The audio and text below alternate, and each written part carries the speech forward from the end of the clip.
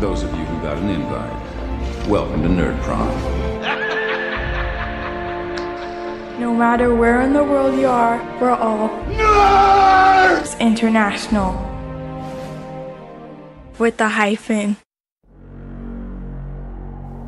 Nerds International proudly presents.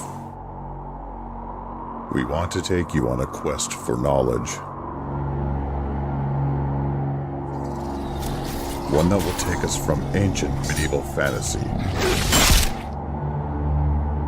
across the far reaches of space to the distant future. To many savage worlds.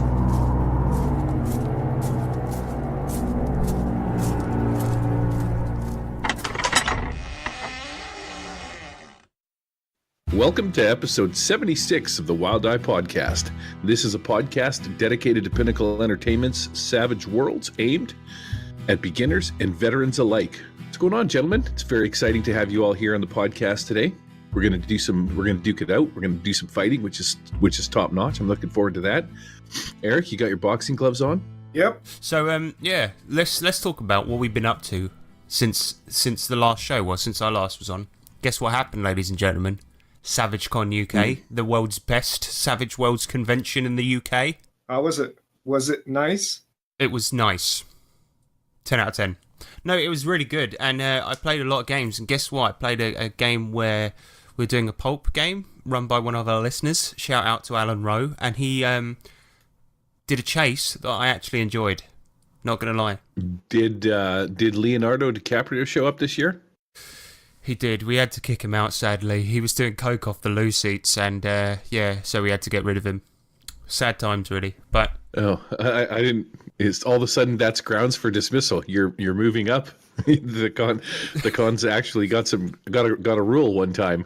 Yeah, it used to be a prerequisite that you had to do coke off the loo seats to even come to the con, but now, we're changing our policies. Wow, Eric's not going now. Wow, that's bad. But on day one, we had a lot of people. It was awesome. Nick ran Whacked in the Wicket, and we had loads of cool prizes to give away from, I can't remember the bloody name, Knight Errant Media. We gave away Titan Effect, we had the Blackwood, we had loads of cool stuff, and Just Insert Imagination sponsored us, and we had some really cool books, Tales of the Shoe. It's both of my adventures in one package, signed by me and Nick, because we wrote them. Nice. Collector's item. Was there some LARPing? Did you guys dress up like airplanes? You know what, I should have, but it was absolutely incredible, and I want to thank everyone that came for pitching in, playing some really cool games, and it was absolutely fantastic, and I spent the whole time drunk, so what more could you want? Savage Worlds and drink. Gaming and beer. Sounds good. All right, Sid the Squid says, great episode. I was really enjoying the discussion on hindrances and hope to hear more. Keep up the great work, and I look forward to a future episode diving further into hindrances and Savage Worlds. So yeah, Sid, thank you. All right, so we had some more feedback from Jan Jetmar from the Czech Republic. Do we have anything against people from Czech Republic, Harrison? Yes, we do. They're lazy. What the hell? Well, what do you expect? He just baited me into saying something racist, and I did it. I'm sorry, all right? I'm sorry. Eric knows better than to bait me on like that. But anyway, no, Czech Republic people are great. Czech Republicans. You know what I've got to do to balance things out so that this isn't racist is say something bad about every possible race. Okay, this is all getting cut. This is so bad. All right. This may go down as the worst pod we've ever done. Look, we've got We said that every pod. We've got off to a bad start, right? This one seems to be really special. About the jump starts. The more I hear people talk about them, the more I feel the difficulties of making a jump start. It's a double-edged weapon at best. Also, for Genu Gamer, congratulations on the nomination, Paris. Has that been determined yet, or Sure. Another month, I think. As soon as I know, I'll let everyone know. Is there a way that we could skew the vote? Skew the vote. Yeah, Oh, is there a it's vote? all right. No, dude, it's out of our hands now. We've done all that we can. Not with that attitude. We can certainly skew the vote. That's All we have to do That's right. is kill the other contestants. I All know a those guy, people that are Paris. helping people, we're going to run out there and kill them so we can get an award. Yeah. Well, Right. now, how big is this award? Is it like one of those? Man, forfeiters? honestly, I have no idea. Well, I was just thinking, you know what? If it's one of those 4-foot tall medals, it might be worth whacking a dude. KRK Island, not bad pronunciation at all, Eric. So from what I understand, Yan, well, I don't know if he speaks Russian, but Slavic languages are probably similar. So Kirk, he says that it's actually good. I'm not sure. Anyway, City of the Steamed Sun. I haven't read the Jumpstart, but there's one issue that I think Gary exaggerates a bit. Wow. Scientists are known for making very exact, precise, and detailed conclusions, and therefore instructions that follow, even when dealing with matters they do not understand. It happens in real life, at least according to what scientists say off record, and it is a theme of many sci-fi stories. Usually the less they understand, the more precise they will want to be when dealing with the matter. No need to give penalty points to a setting that does it as well. Thanks for So the he's feedback. calling you out, Gary. What do you want me to say? He's wrong. Get him. Defend Come on, man. yourself. Insult him. Defend yourself. Swing for the Well, cheap here's seats. the thing. It depends on how you read it, because the way that he's explaining it and the way that you're reading it, I think what he's saying is that a typical trope is that the less detailed they are, the more precise their stuff is in movies and in other things. I don't think he's saying that that's the reality of real life, which is why he's giving this a pass, because it is an RPG game. So I think I have to agree with him in that sense. Like, I don't think he's, and he can write back, or she can. I'm not sure. Is it a he? It is a Listen, them's fighting words, dude. I thought you were a lady at first, and I was going to be nice, but now the gloves are off. Can we get any more offensive, please? Yes. I'd actually like to, Here I go. to hear more about his thoughts about the inherent difficulties of making a jump start. How difficult did you find making a jump start, Eric? No, not that difficult. I think I can 'Cause understand the choice of what do you put in there, because it was initially 8 to 12 pages, but a lot of people are going like 30, and I think there's one coming out with 70 pages. It's 70 pages? That's a source book. Yeah. I guess with the more detailed settings, or the ones that have got a lot of stuff that require explanation, it's very hard to condense it down. And I think with this one in particular, with possibly the language barrier where things were kind of missed. I mean, I still look at it and I'm actually really interested to see where it goes. So yeah, if it goes somewhere, they're still yeah, struggling. I think. Well, I hope it does. I hope it does. Yeah. Ladies and gentlemen, it is time for the news. The news is incoming. Prepare yourself for the news. News! And some announcements about the Nerds International Network and the Wild Die podcast. Let me tell you about the news, ladies and gentlemen. Bullets over Frisco Bay, the world's greatest adventure since Aliens vs. Rednecks, has finally hit shelves. Tell me about it, Eric. Yeah, a couple of years ago, it started out as a community project from the Wild Eye. Got a bunch of listeners. Paris was worked on it a little bit. Harrison worked on it. Nick, there's like a dozen people worked on it. So it was such a logistic nightmare that it took like a year and a half to get it done. And then we released it. But it was kind of hidden in corners of the internet. If you didn't go on that episode that we talked about it, you couldn't find it. But we decided to update it to Suede. So Richard Woolcock took care of that. In the 70s, there's a hostage situation at a bank, and you play the good guys and all that. And we decided to re-release it for Suede because of the Savage Worlds Adventures Guild. We released it on that, and all proceeds go to a great cause that we keep talking about on this show. Gen U Gamer program. So, yeah. What are you going to do with all that money, Paris? All that money. I'm going to the Bahamas. Woohoo! No, actually, I think the best way to utilize it will be to use it as credit on drive-through for material for sessions and stuff. It's gonna, because pretty much everything that's role-playing related comes out of my pocket, and so this is going to help me quite a bit. It's going to help me a lot, which is really, really cool. So I cannot thank those that made it happen enough, and those that have already supported it. I haven't seen a final figure, but I heard that it's been supported quite well in terms of numbers of people that picked it up. So a couple of things that we wanted to get for a while are things like the mutant deck from drive-through. So a couple of things like that where we wanted to use them in sessions. That's what we'll be getting. So very excited. Thank you. Awesome. So no snacks, no drugs, no alcohol. No. Might get aliens versus rednecks.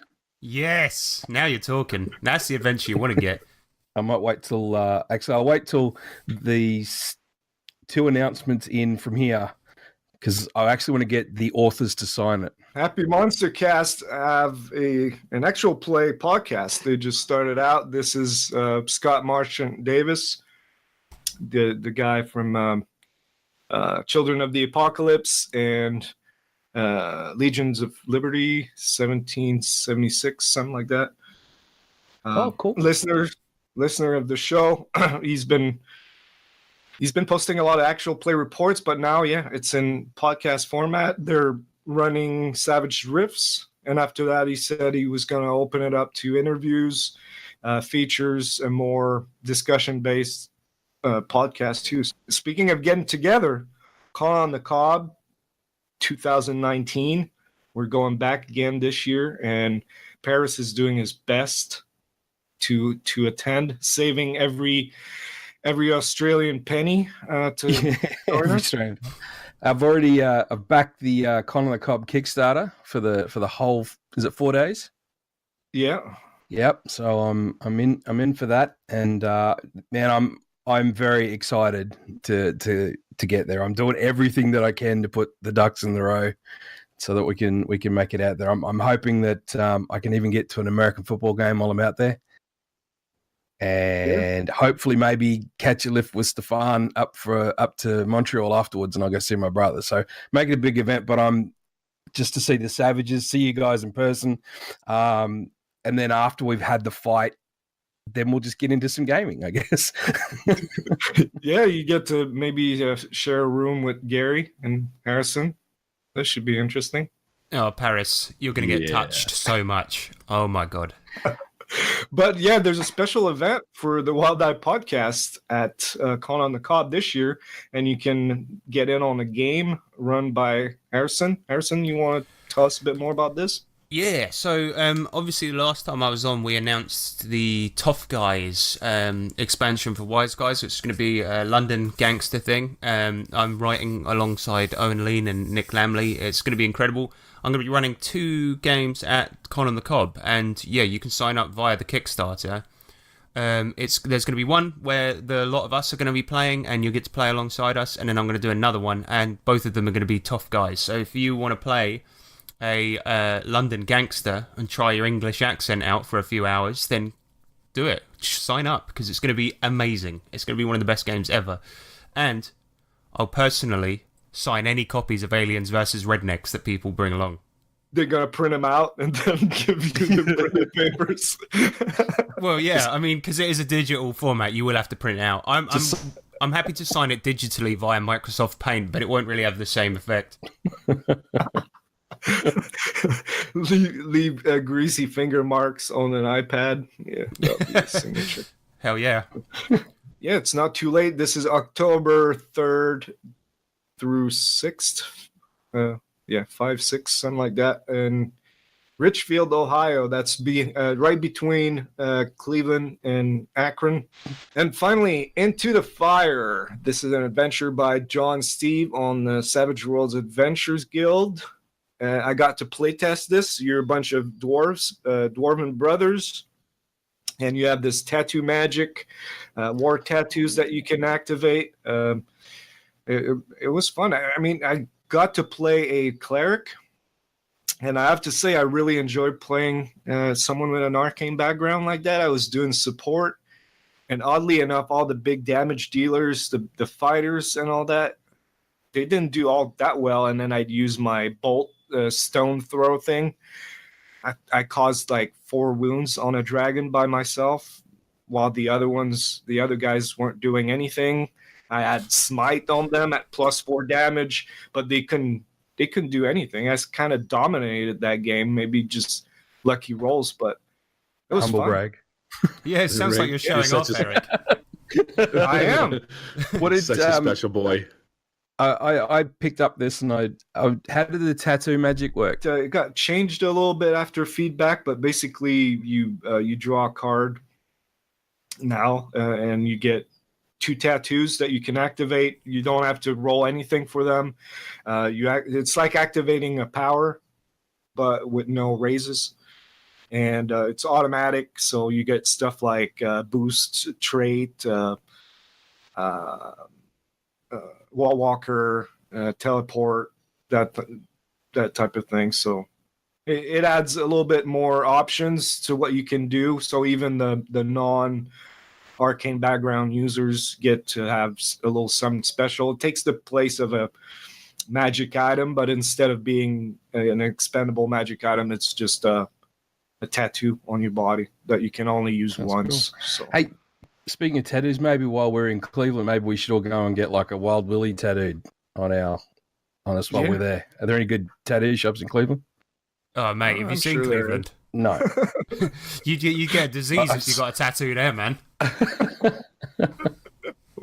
But yeah, and Into the Fire is only $1, and as Gary always says, if you can't afford $1 to play RPG, That's right. You shouldn't be gaming. $1.42 Australian. Yeah, you should be out picking up pop bottles, man. Trying to make a job, do something. Shine some shoes, spit in a few people's windshields at intersections, panhandle. Right? There's things you could do. You could make a buck. Right. All right, enough of this. It's time for a showdown of Titan Effect versus Extreme Earth. It's time for the showdown. 2 books go in, only 1 comes out. It's time to get brutal in this hideous bout. Wait a minute, why are you describing it as some big bloody battle when it's just a bunch of people sitting around talking about 2 rival books and then comparing them? I mean, that's ridiculous. You're no fun. Go away. Alright, it's time, ladies and gentlemen, for a fight. It's going to get violent up in this bitch, because what we're going to do now is we're going to show down 2 different settings. Titan Erect versus Extreme Girth. Let's do it. Yeah, the reason I wanted to do this was, we were a bit behind on our reviews for the Patreon, and the next 2 were going to be Titan Effect and then Extreme Earth. And then the more I read Extreme Earth, the more I realized that both of them were kind of similar. While they had a few similarities, like super soldiers, and of course, supers, modern to sci-fi. Future a little bit. So I figured why not just, do it all together. That way we can actually compare notes and see which one's better. So yeah, what is Titan Effect about, Harrison? So, if you cast your minds forward to the future, Titan Effect is a spy espionage military game where you play gifted individuals such as bio-augmented soldiers, psychic mercenaries, or ESP-sensitive spies. You work for an organisation called Spear, a neutral organisation who takes no sides, but simply attempts to neutralise psychic or biological threats. Yeah? Does that get your gherkin all stiff? The second we hit record, that happens to me. I'm just saying. But Titan Effect, though, man, it's incredible. It's absolutely incredible. We'll go into more about the setting in a minute, but Eric, come on, let's hear your lame pitch for your lame-ass game.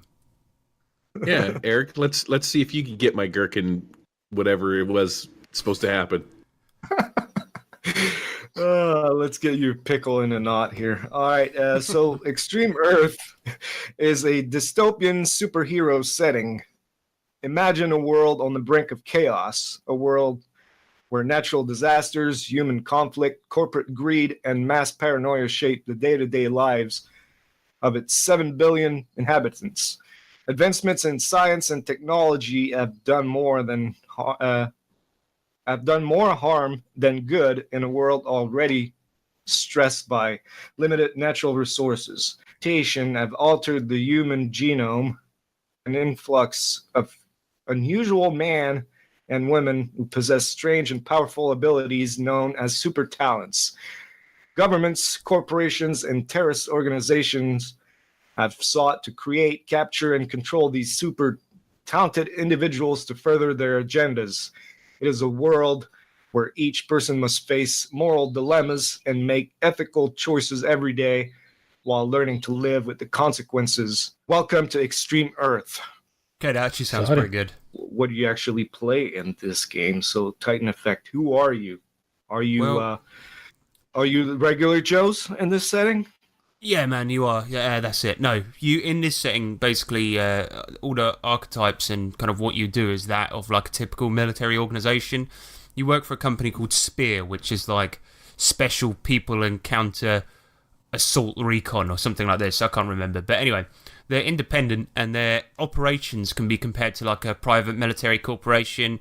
But the major difference being that rather than accept missions from the highest bidder, they have their own agenda, which, as I mentioned, is stopping threats that have arisen from psychic or biological means. You know, so if some guy has got immense power and is using it for bad, this is where Spear steps in. But all of this means typically you'll play the role of a military-type archetype. For example, a demolitions expert, a point man, a sniper, a pilot, an infiltration expert, something like that. But obviously, the twist, as you will know from what I just said, the book uses the superpowers companion quite heavily. So you would usually have powers that complement your role in Spear. For example, if you were an infiltrations expert, well, you'd want things that make you less detectable. If you're a sniper, you're going to use stuff that will allow you to do that better. And demolitions experts, you know, anything that you've got, your powers kind of complement that. So in the character options, you have to start with an arcane background in this game, and there are 4. So you've got biokinesis, telepathy, psychokinesis, or ESP. And I'll go into what those are. So biokinesis is like the ability to change and shape one's body, or even control the DNA of other life forms, like plants or animals. This is done by altering the DNA, so you can use other parts of your body to be like an animal by using gills to breathe underwater, grow claws or fangs, or perhaps a thick fur to keep you warm in Arctic temperatures. But you can't fully transform into another animal. Doing this is possible in the Titan Effect universe, but only very rarely and not by player characters. And it gives like power suggestions for each arcane background. So the ones for biokinesis are like ageless, healing, heightened senses, chameleon, or ensnare via plant control. So somebody walks past a big rubber plant in your offices, boom, it strangles them. Things like that.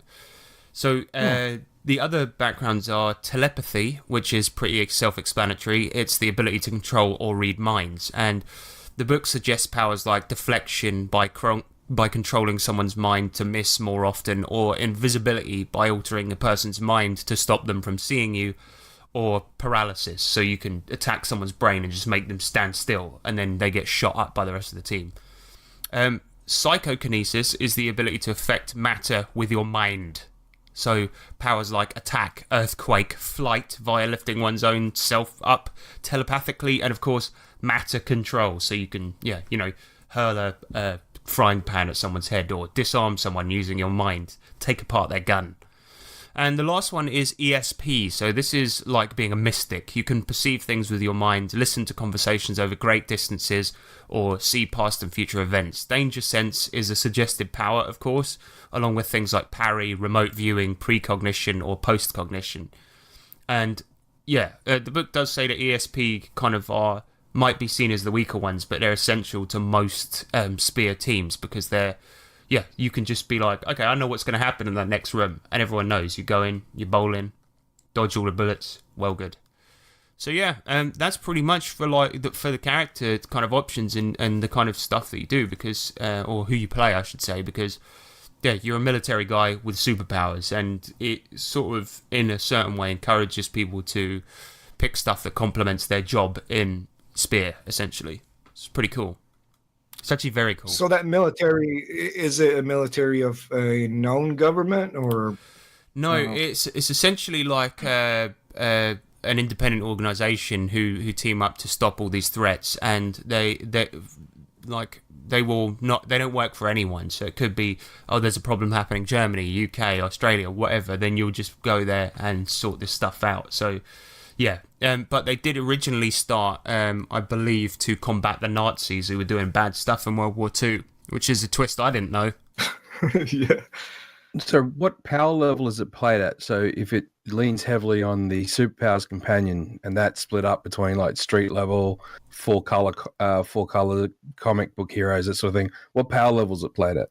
I believe it starts at street level. That's what they say to do. So yeah, you can start with a few powers because that's why you're still using things like guns and proper military tactics. Yeah, I think it has the rising star also, where you get to, your power grows, or maybe not. Maybe you're not allowed. Yeah. You know what? I believe it does. I will double check that, but I'm fairly certain you're right on that particular thing. Yeah, so it's pretty awesome. I think it's really cool, and the kind of characters that you play are amazing. It's got some really, really good archetypes in there already, and it's got, you know how the Savage Worlds core has, well, Deluxe anyway, had like these already made up archetypes, and you can assign a kind of a background to them and a personality. It's got a bunch of those as well as a bunch of pre-generated characters, so it's really handy. Like it will say, here's a typical stats for a demolitions expert, here's a typical stats for a pilot, whatever, and it's pretty awesome and really handy like that, so you can get a game going pretty quickly. Nice. The biokinesis sounds cool. Now, I don't know if you mentioned it earlier, but is this written for Suede or is this written for Deluxe? It is actually written for Deluxe, but it's weird because there are some things that are the same as Adventure Edition in here. So for example, you start with a D4 in 4 certain skills. You know, exactly the same as Adventure Edition. You get a D4 in stealth, athletics, something else. And so it was obviously made when sort of certain changes were coming around, and they sort of latched onto it. So it plays a lot like Suede, but it's like a mix of the two kind of thing. Yeah, I think there's a Suede conversion document to play Titan Effect, and yeah, if you purchase the PDF of Drive Through, at least it comes with the conversion document. Which and Christian said he's waiting on the update to the Superpowers companion to actually update the setting itself. Yeah, because I remember him seeing that on the Facebook, and he said that there was they've got a conversion document, but the actual book itself at the moment isn't planned to be upgraded to Suede, and I think that's fair enough. Makes a lot of sense. So something I'm curious about, because we talked about it before off the air, but so you need the Superpowers companion, but there's I would call it a hack of how to use it without. Did you look into that? You know what? I was ever studious in my research, and I did not. But I probably should have. But it's good to know, though, because you don't need the Superpowers companion. There is, as you say, a hack, so you can use it without. But yeah, I didn't actually have time to read that. Sorry, listeners. That also comes with the PDF. It's called the alternate rules. Eric, how about you're saying? What kind of people do you play in that? Extreme Girth. Yeah, so you said that military organization, the Spear, doesn't have a government. Well, in Extreme Earth, you play agents of FIST, Federal Investigations into Super Talents. So yeah, the FIST is basically kind of the default mode of play for Extreme Earth. You got 2 major teams for FIST. You've got the Wolf Pack. This is a team, a Black Ops team of criminals, spies, assassins, cyber terrorists, loose cannons, and head cases that were blackmailed into government-ordered takedowns, assassination, industrial espionage, kidnapping, and other covert activities. So basically like the Suicide Squad type of guys. And then you have the Guardians. This is America's first national hero team, and like their image is manipulated for the media. So like they're on the cover of magazines, and they make the news, and they go on Dr. Phil for interviews and Oprah and stuff like that. So it's more, I guess, lighthearted, but yeah, you can play those too. You also have the Pantheon Resistance Fighter. So the thing in Extreme Earth is that everybody with super talent must be registered. They need to be registered. It's the CTRA, and now I'm not sure how to pronounce that word, but Compulsory Talent Registration Act. Yeah, it's pronounced act. Thank you. So yeah, thank you, Gary. Everybody with powers need to be registered there. If they don't, they get hunted by Fist. But when you sign that act, it's like they can invade your privacy.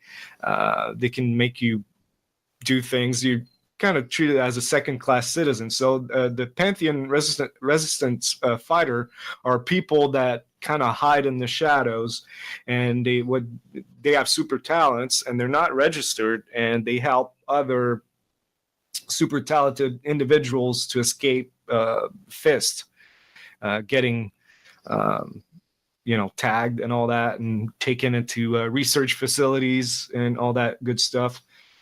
And you also have the Rattler. This is a mercenary organization, but these guys usually don't have superpowers per se. They use cyber technology or other technology to do their thing. So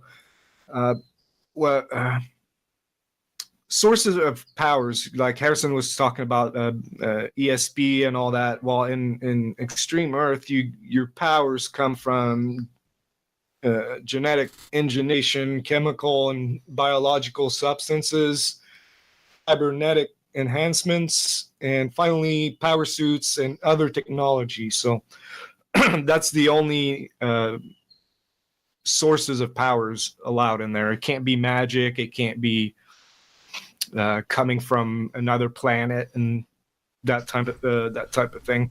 And sounds cool, man. I like that. So yeah. The registration thing, if you don't register, you get invaded by Fist. Yes, you get fisted. That's what they call it in the book, actually. They do say that. That's why it's called Extreme Girth. That's so bad. But yeah, that's basically it. I mean, yeah, that's the conceit of the setting, that you play as agents of Fist. It seems like in both you are very much encouraged to be good guys, you know what I mean? Or the archetypical good guys. You're with the government, or Spear, which is quite clearly an organisation devoted to good, and in a very very old school comic book type way. But I'm gonna do something now. I'm gonna talk about I'm gonna talk about hindrances and edges in Tie in Effect. So these are pretty good. So. Okay. To aid you being a gifted super soldier, you obviously have new edges and hindrances, and I'll give you some examples of hindrances, and you see what you guys think of these. These are just some I picked out, some of my faves. There's one, disgraced. Basically, I'm just going to read directly from the book. It says, you done goofed on your last job, and now you're kind of known for it. So in this game, you pick a previous occupation whenever you make a character, so it could be like that you were a criminal, or a security expert, or an artist, whatever, but that determines what your common knowledge is. So it's pretty awesome. So if you pick the disgraced edge, your charisma will be -2 when interacting with people with the same background. So yeah, I don't know, let's say that you used to be a policeman, and then you meet someone else who was on the force.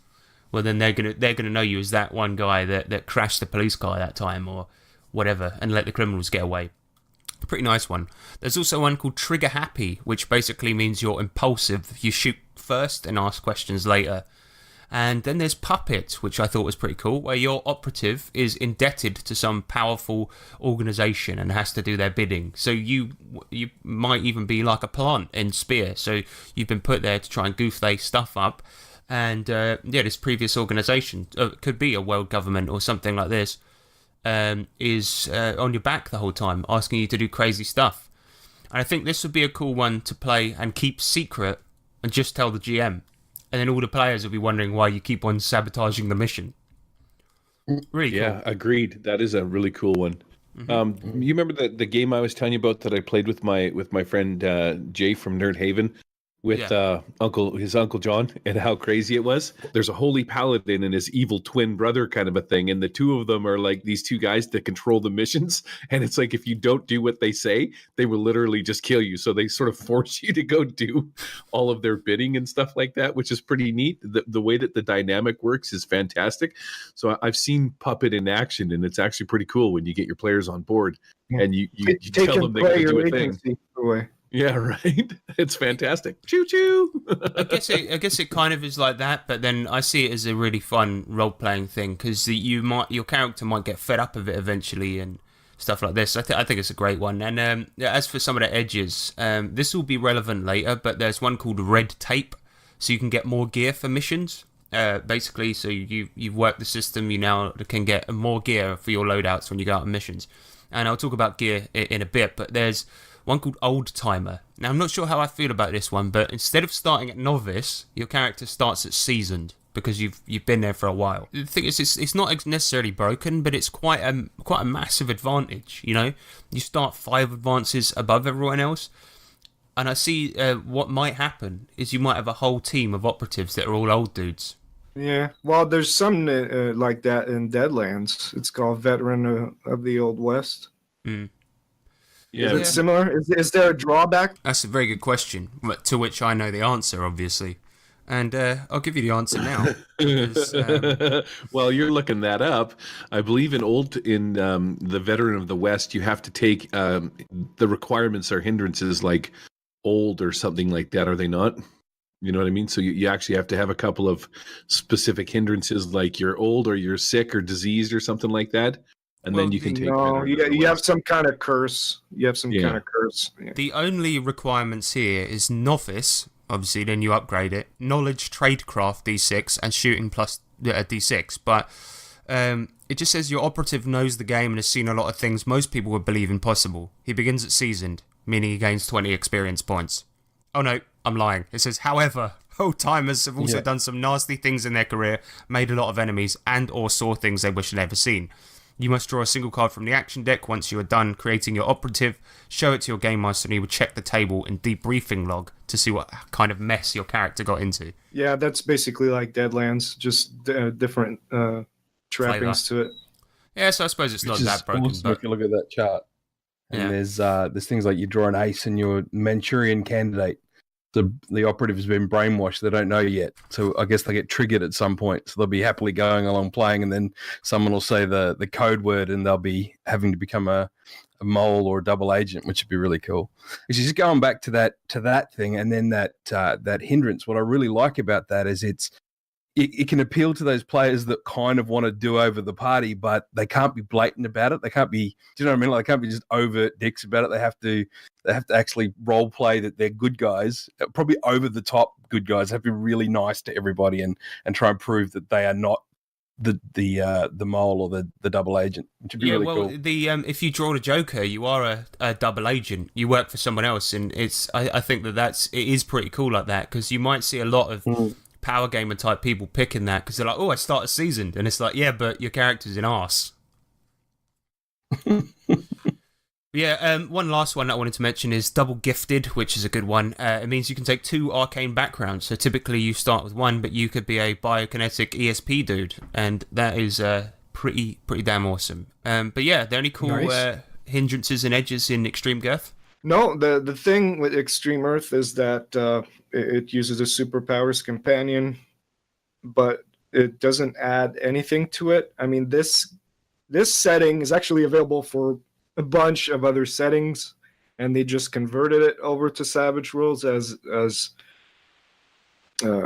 I mean, Titan Effect was created for Savage Worlds, but Mhm. Extreme Earth wasn't. So you can get it for Bash, Bulletproof Blues, Champions or Hero System, Cold Steel Wardens, Fate Accelerated, Icons, Mutants and Masterminds, and Supers.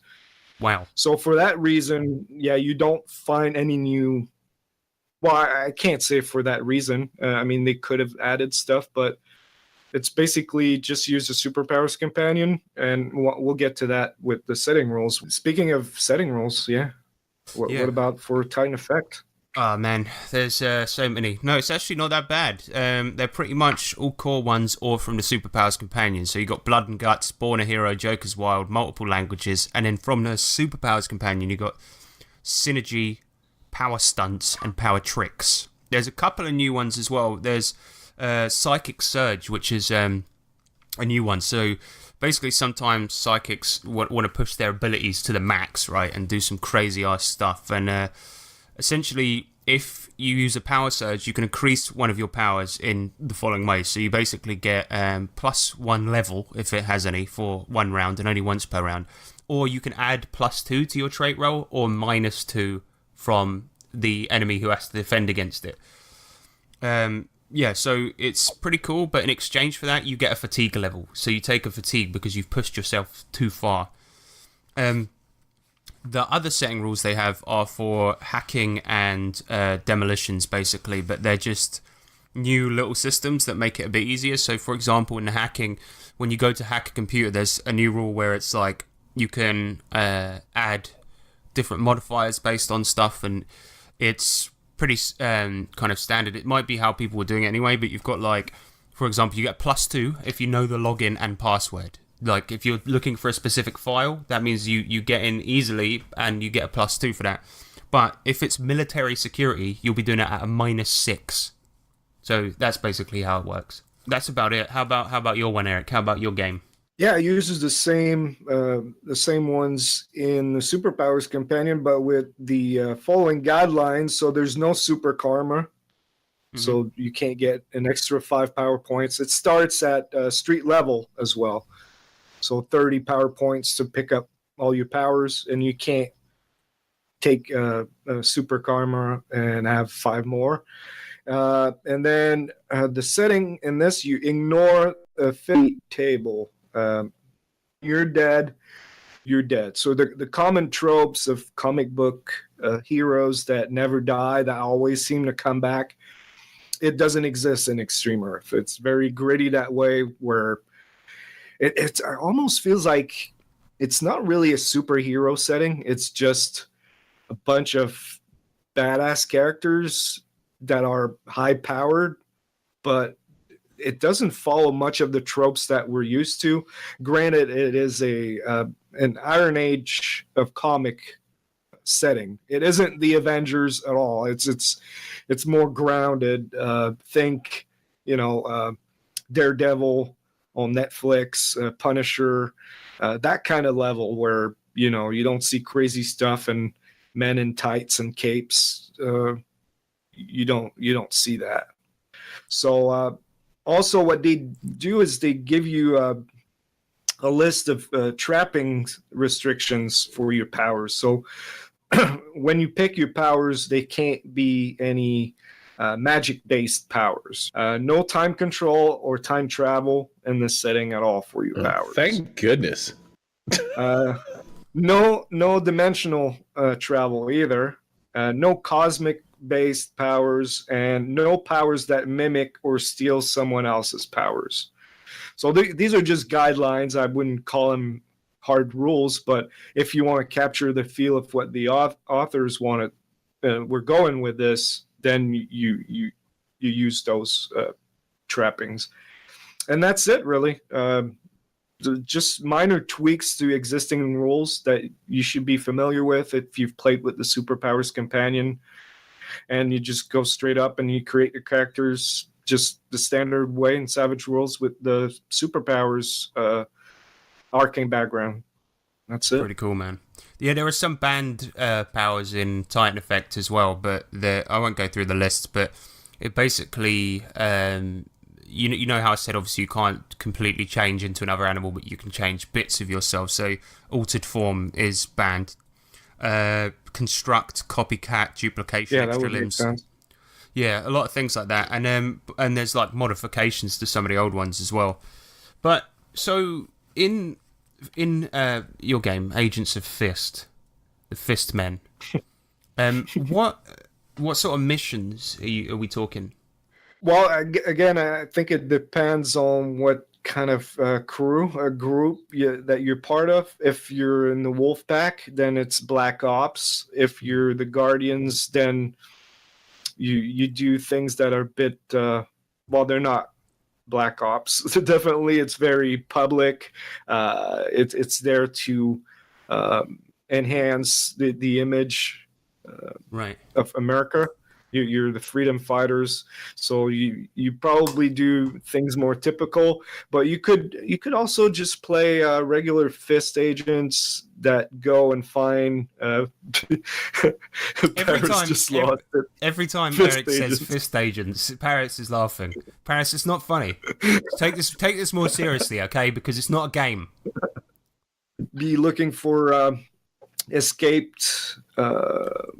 Runaways, super talented fists people, super talented people, and then you have to, bring them back in so they can be processed and registered, all that stuff. So, yeah, that will determine the kind of missions you play. If you play a resistance fighter, then, you'll be looking for people, maybe, other talented individuals, but trying to fight for their rights and give them asylum against the Fist agents. Paris, grow up. He keeps laughing. I don't know what's wrong with this guy, man. We're a very professional podcast here, and you're ruining our image. Just resist the fist. Exactly. Is it the same kind of missions you think in Titan Effect? Kind of, I guess. See, the thing is about Titan Effect is it has factions as well, but you don't really play in those factions. So you got the Olympians. They're like a secret group that want to establish a world government. And there's Ares, who are like a private military thing, and they specialize in biotechnology. And then there's the Directorate. They're communists, and they want to do basically make a new Soviet Russia.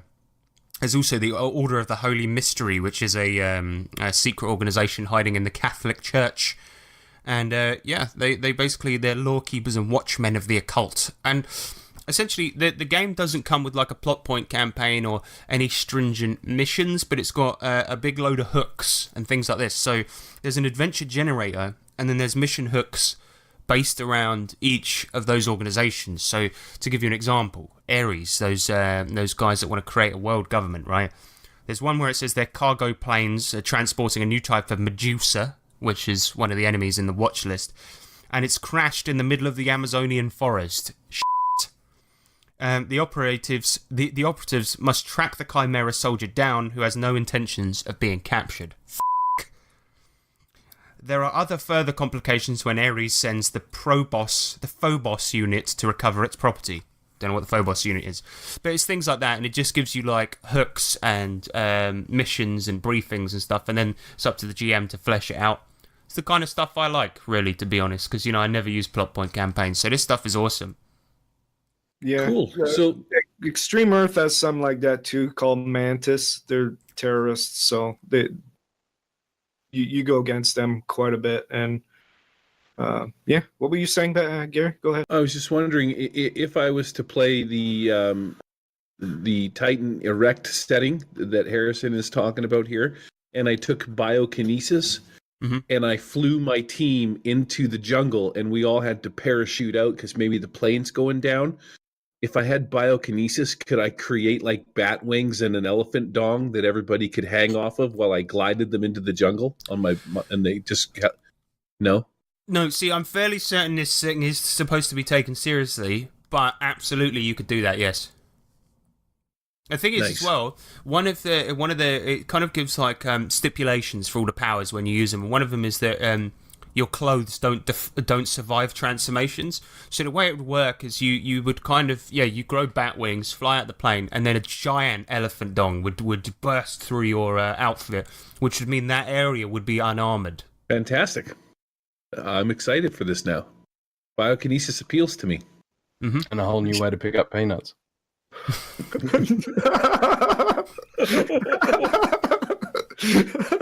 Go to the bar.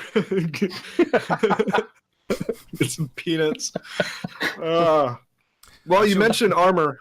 What about new gear? I think there's a lot of cool stuff in Titan Effect, right? Oh, yeah.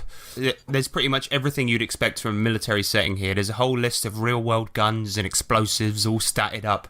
But in addition to this, there's a good amount of weapon attachments. This is pretty cool. So it's got bipods, extended magazines, different scopes and sights. You can have different types of ammo, ones that increase AP, or slugs for shotguns, or you've got barbed arrows for bow and arrow users. What about tripods? Since we're talking about elephant dongs. So. Well, you can make a man tripod, but a bipod, you don't need 3 legs on it. So, but yeah, you absolutely could. There's a couple of notable gears that are really cool in the armor section, as you mentioned. There's a stealth suit, right, for fans of Metal Gear, which is like a form-fitting suit that uses advanced fibers to armor the user. So you don't want to damage that. That costs a couple of gear points, and if your dong's bursting out of that, that's going to be bad times, because then you'll be less sneaky. People will be like, hang on, I can see a crotch over there, and they'll walk up to it. In addition to this, there's a cloaking suit, which is like a poncho or a cloak. So this is actually a bit better, because you're wearing it over, so when no, I'm going to stop going on about the dong. But there's a bunch of micro cameras. There's a bunch of micro cameras woven into it, and it mimics the environment and helps you blend in. It gives you a +4 to stealth and makes you undetectable by thermal cameras. Amazing. So that means that, let's say, for example, you want to sneak into somewhere and you want to be completely undetectable. This is your thing. And there's one thing I have to mention. The purchasing of gear is different in this. You get 10 points 10 equipment points to spend on your default loadout, but you get a smartphone and pistol for free, along with a sub-vocal comm link. Again, for anyone that knows Metal Gear Solid, pretty much Metal Gear Solid 2, in that they all communicate silently via I forget what they call it now, but it's like a nano machine type earpiece thing, and it's like attached to your throat, and you can speak so quietly that nobody can hear you, and you can communicate with each other. No, but why would they just give you X amount of stuff when you work for, like, or you're not the fist guy, you're the other guy, you're the spear guy. So you work for this covert group, and they're like, no, you can't take equipment. No, you can. No, I think it's so you can customize your loadout. That's exactly what it is, and they give you a number of points. So it's like, yeah, they're going to give you loads of gear, but they only give you a certain amount of points to do it, because that gear costs money. Every rank above novice you have as well gives you an additional 5 equipment points, and the stuff you can buy is pretty decent. And they actually give example loadouts for different types of soldier as well. So, do you get any like kind of packs that are ready, a whole pack of it, and say this one costs 5 points, and you get all this in there, or you have to go Shadowrun gear porn on it and go through a whole list and pick what you need? You can do the Shadowrun thing and pick all of your gear, but they give you sample loadouts that all cost 10 equipment points. So if you just want to pick one of these straight away and go with it, and you've got an intelligence loadout, for example, you get the smartphone and all that stuff, the sub-vocal comm link, the pistol, but you get 4 audio-video bugs, concealable body armor, concealed holster, concealed lockpicks, disguise kit, like a big bag with wigs in it. You get GPS trackers, a laser microphone, all of this stuff. So it's actually pretty awesome. That's the type of thing you can get for 10 experience points, equipment points. Well, I hope that's because they're trying to make it sort of realistic, in the sense that you could only carry X amount of gear. It's kind of a bit of both. So it's also the fact that you're not the only operatives in the team, right? So they'll be giving equipment to other people. They can't just give you everything, can they? No, I understand that, but it would be like, if it's a cash money thing where you have a pool of money that you can only buy stuff with, that wouldn't it's just kind of nonsensical as opposed to like, Yeah, you don't use your own money. It's like when you go to work, you don't pay for the truck that you use and the hoses that you use. They give you what you need for your job, right? yeah. But this is what I'm saying is they give me what I need. So if I want a flamethrower, and I want to take this other thing, and I want to take that other thing because I want to do this mission, they would give it to me. There wouldn't be they wouldn't say, "Oh no, you've got enough stuff. Sorry, you can't take anymore." But I get it if it's a weight thing because they don't want you taking. Oh, I'm going to take this tank and I'm going to take this airplane as part of my loadout. I get it if it's a weight deal. Well, it's also that they give you more equipment points as you level up, right? So now, as a novice, if you were in any military organization, even a private military organization, if you just joined, they wouldn't be going, all right, give this guy the B-52 bomber and the bazooka. They'd be like, right, as a private or a new red tape organization, edge as well, right? Yeah, that's what a red tape edge is for. And there's something like advanced red tape as well, where you get even more stuff. Nothing like that in Extreme Earth. No? No, there's no gear, new gear list at all. The only thing that you see are the standard loadouts for fist agents. There he goes again. Basically, but how they do that is just like a name for a power. So it's the superpowers attack range, and then they give it a name, and it's part of the profiles that you find throughout the book. But you don't get a whole list or tables of gear. They say groups are encouraged to go through the gear in Savage Worlds and Superpowers Companion to determine what works for their campaign. Hey, Paris, what do you think a good loadout would be for a solid fist adventure? Gloves, Lube, rings. candles. I don't know. Actually, I have to admit, with the one that Eric is talking about, I'm trying to get a grasp on what the actual theme of the game is. Like with Titan Effect, I'm getting a real sort of James Bond meets Jason Bourne meets Superpowers meets Team America kind of thing. It's a real secret operative kind of Cold War kind of thing, which just sounds really cool. Eric's setting, I got the impression of the world has gone to crap and and there could be zombies around, because I was thinking about that book I was talking about before, Ex Heroes. So what is it that you do as a fist operative exactly? I'm missing that bit, the actual theme of the setting. It just seems a lot broader, or is that just I'm missing something? Yeah, well, there's a whole socio political setting there where the world's natural resources are depleted. Basically, oil is really hard to find. So there's a meteor that crashed in the Pacific Ocean, destroying Indonesia, flooding the first 50 miles off the northeast coast of Australia that are now gone. So the remaining governments are trying to seize the oil, what's left of the oil. Middle East now, no more oil there. So siphon everything out. So the oil is in South America. So it's become a place where there's a lot of wars that are fought by the big powers. Canada actually has a lot of oil reserves, and they've become the U.S. bitch. Wow. So you've got a lot of alternate history, I would say, in Extreme Earth, where it's funny. The book came out, I think this version in 2014, but because it's been done for so many other settings, I think it's been written years before that. So you get like 9/11 didn't actually happen because agents of FIST prevented it. And Dick Cheney is now the president.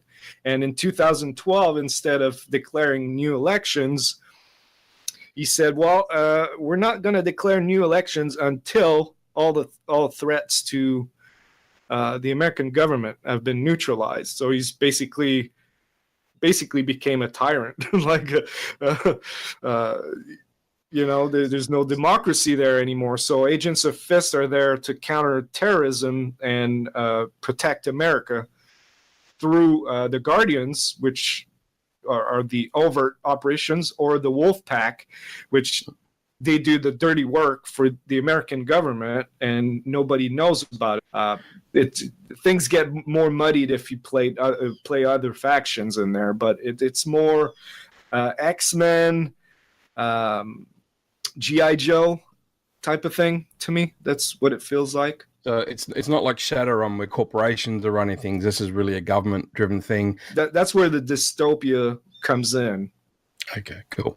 This might actually help to ground us a little bit in terms of what the settings are like, because we had a question in from Matt Jones, who said which book or movie reminds us of these settings, basically. So, Eric, you said it's like X-Men. Do you feel there's any other influences going through, fisting in?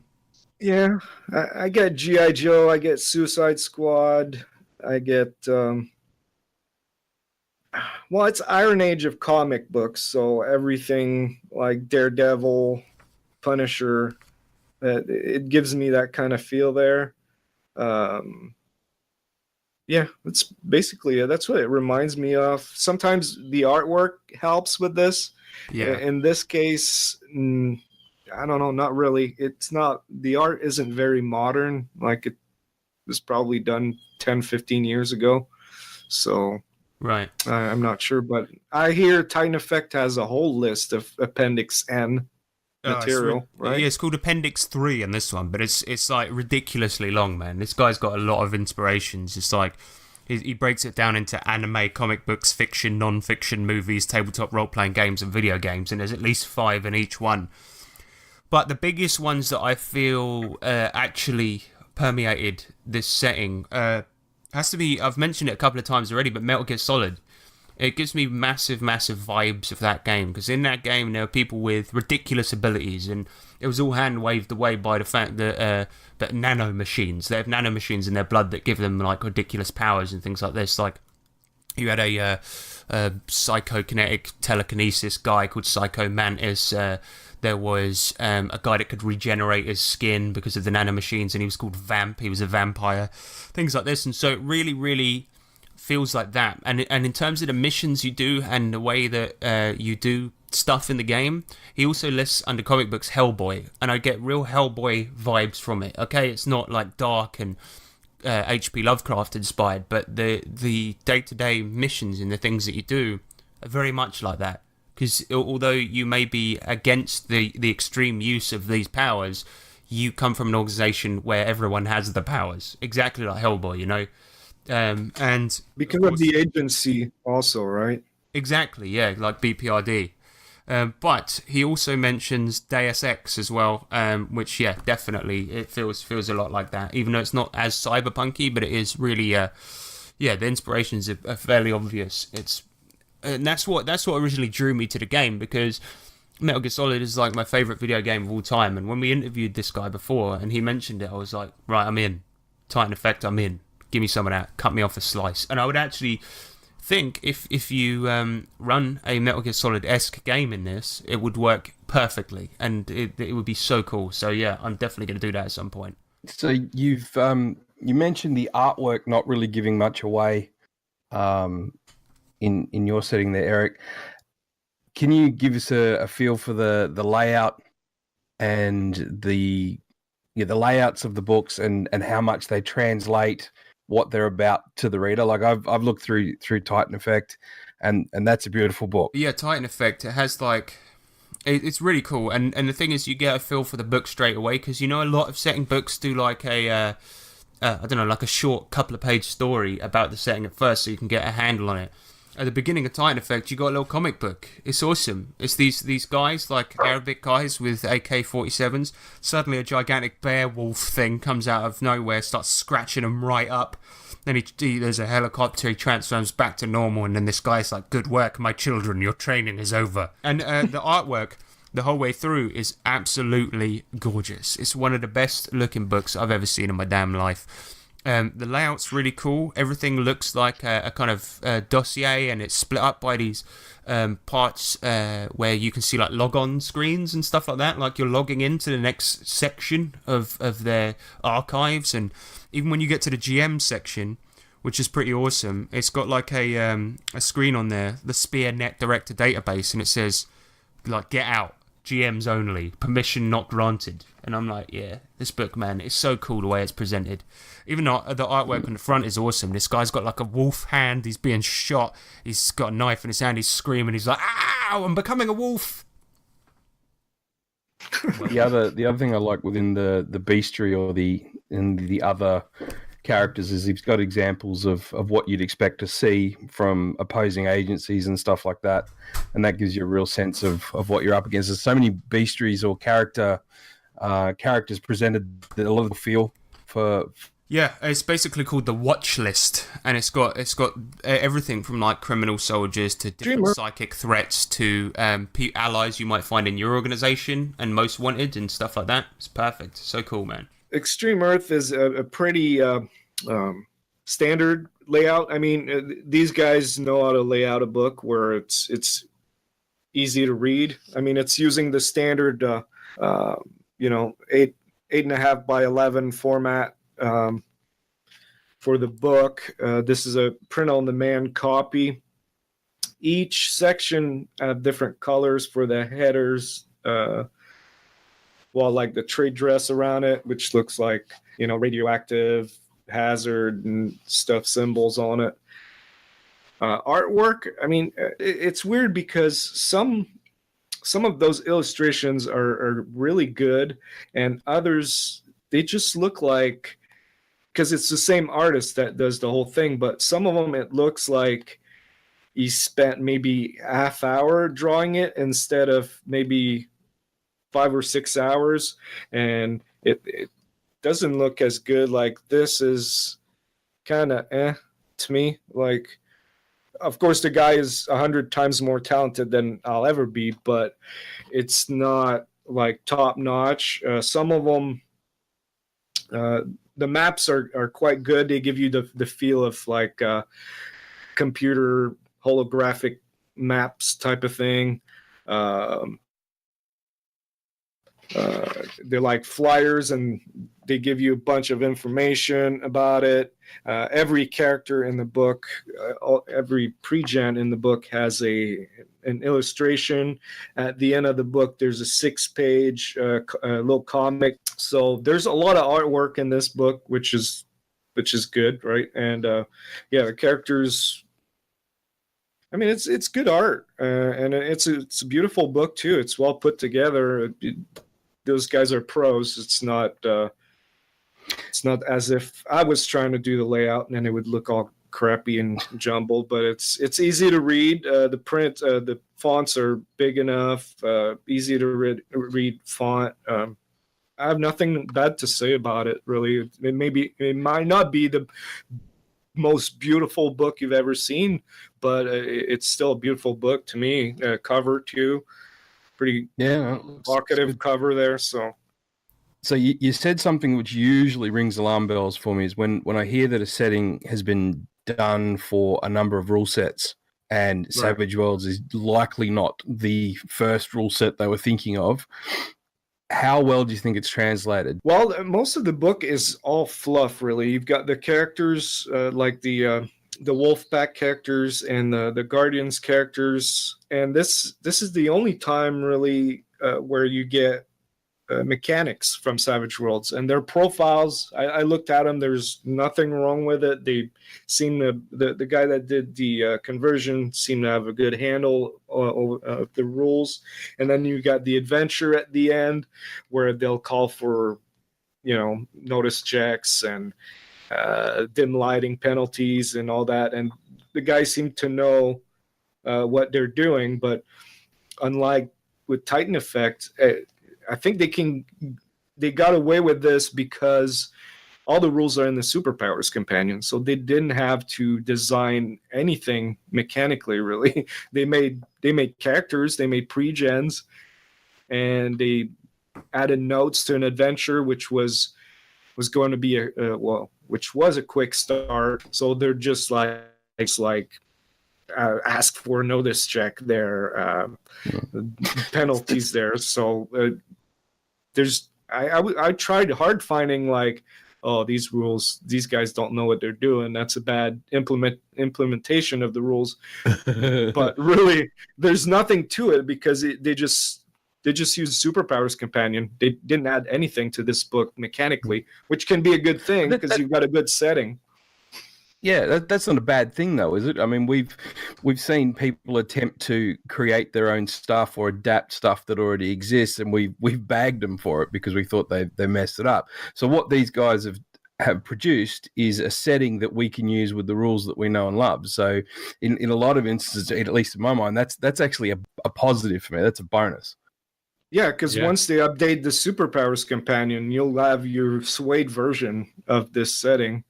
And they won't have to do the work for it. This is pretty easy. You remove charisma, you change the skills, and it's really easy to update the Suede. So this is a versus. This is a versus. Who won? Which product won? Let's do this. Let's put it to you, Paris. If you had to choose one of these two based on what you've heard from either Eric or Harrison, which one would you choose? And then I'll tell you which one I would choose. Right now, I'm leaning towards Titan Effect. From what I've seen of the product and listening to our two esteemed and knowledgeable co-hosts, there is more in Titan Effect that appeals to me personally. I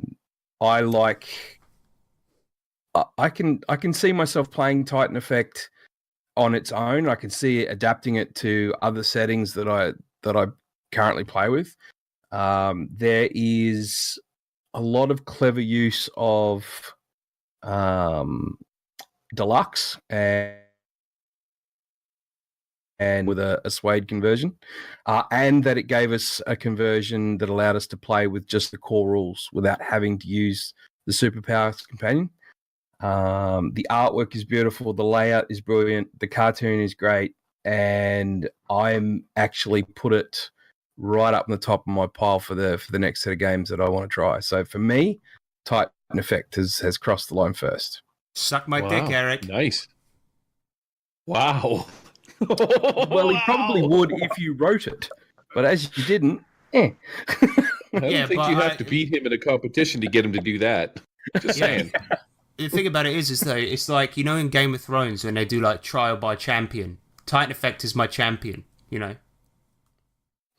I didn't write it, but I brought it to the table.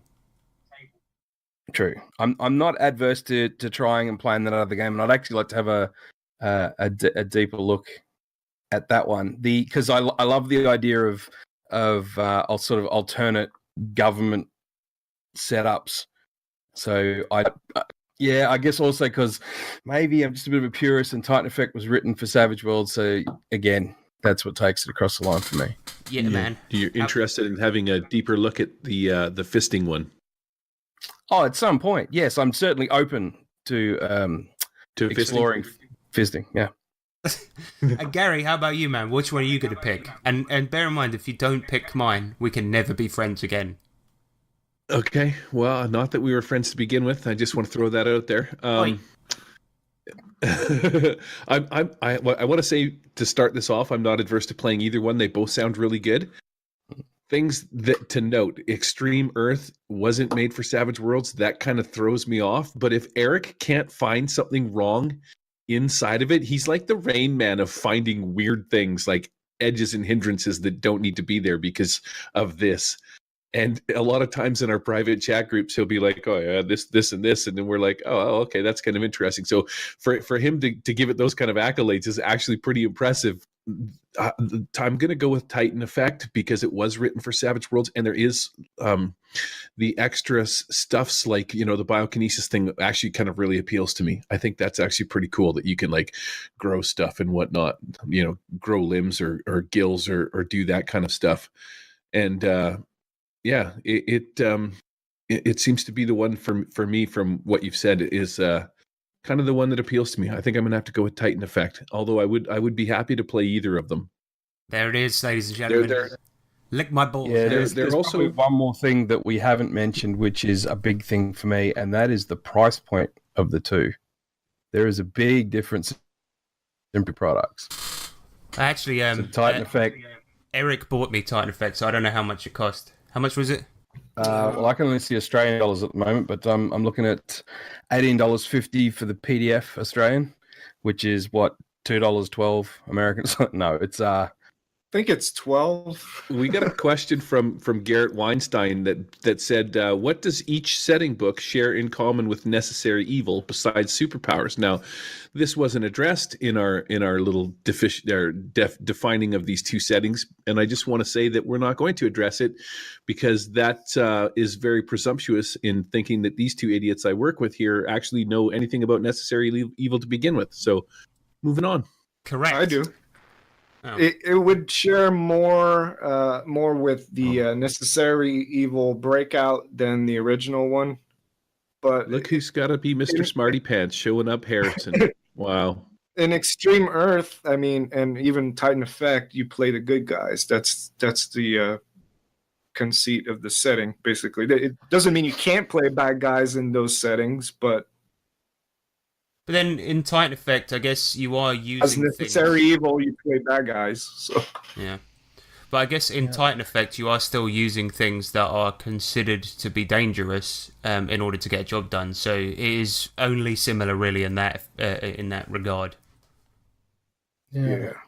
just going back to the price point. Extreme Earth is currently, or is twice the price of Titan Effect, and I still require to have the Savage World Superpowers Companion Second Edition on board to play it. Yeah, it's a So bigger that is a book, big though. factor.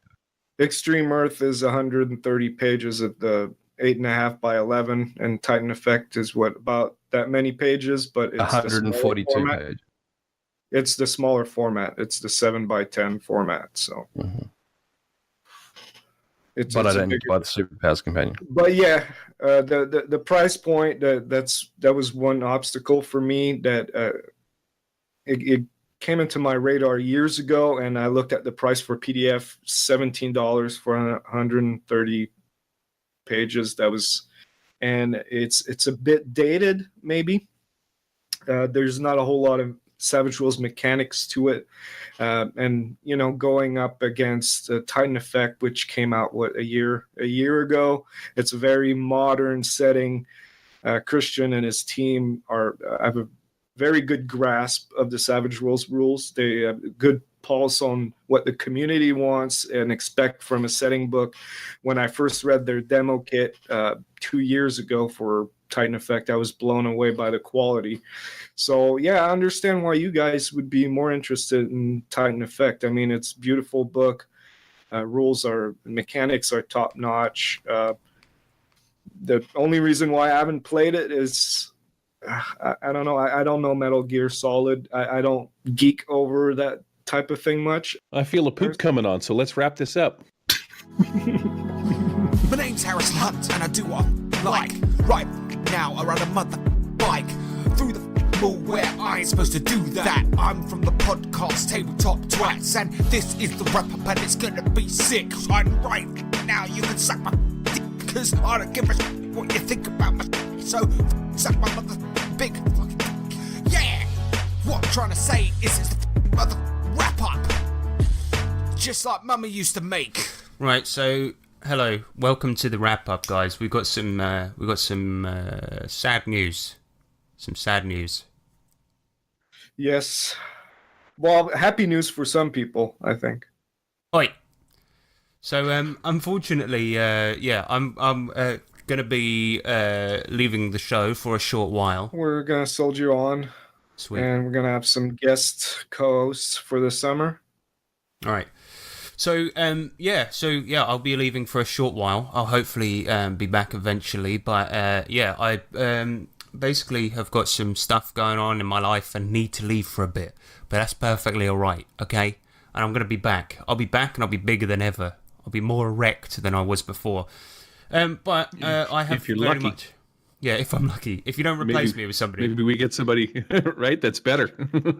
I mean, that's not hard, honestly. Yeah. But as Eric said, it's probably happy news for a lot of people because I know that I'm not a popular figure out there on the internet wastelands. But nonetheless, for a short while, I'll be going. So sorry, everyone. Sorry, Eric. Sorry, Gary. Paris, you're probably happy about it. Yeah. No, man, I'm cut. Oh.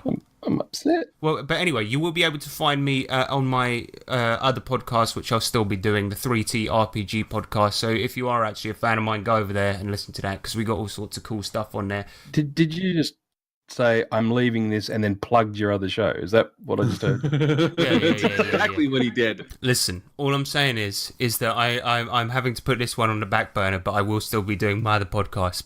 Gary's other podcast is pretty good too. Go listen to that. It's called Savage Rifter. Right, contact info, email.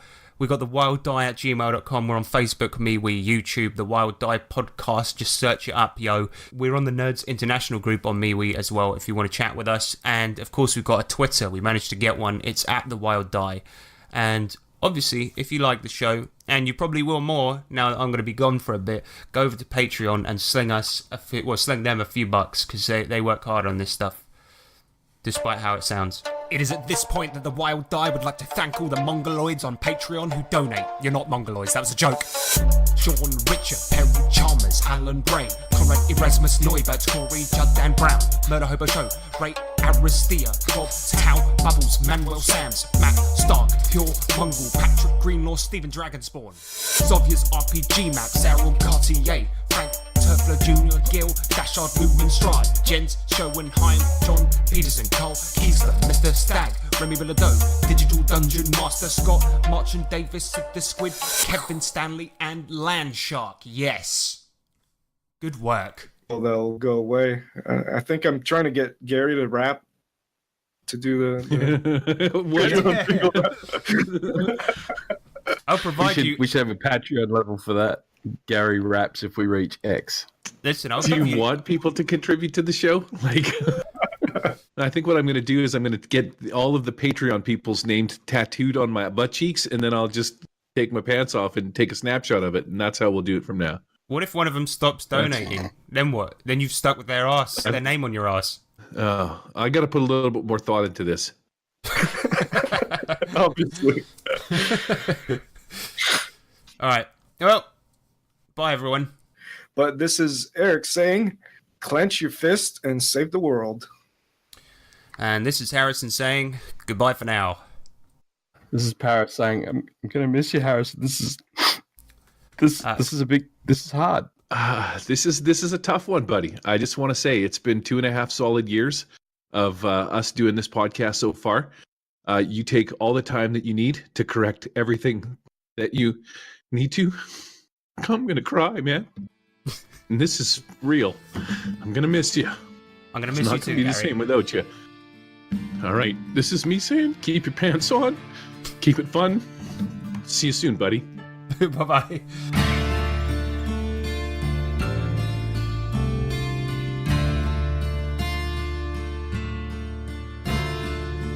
The Wild Die Podcast is not affiliated with or endorsed by Pinnacle Entertainment Group or official Pinnacle licensees.